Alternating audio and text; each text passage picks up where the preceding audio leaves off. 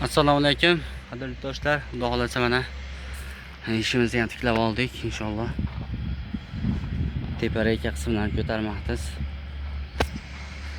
Demak, stokalar profildan bo'lgan. Profilimiz 10 profil. Materialimiz konteyner materialdan. Xudo xolasa chiroyli qilib mana tiklab beryapmiz. Bu tarafi yarim tarafi o'sha tepada reka qismlari ham tayyor bo'ldi. Tunikani olib kelib yopadigan tayyor holatda bu tarafimiz. Bu tarafimiz esa endi rekalarni to'qmoqdamiz.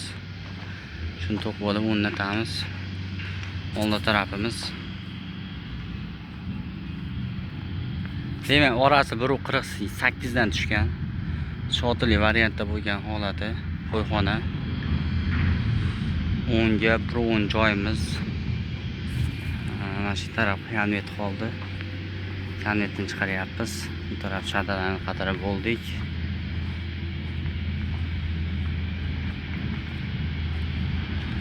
Stokalar balandligi 4,5. Bu tarafimiz yarimigacha rekalarni qatarib mustahkam qo'ydik. Bu tarafimiz qoldi.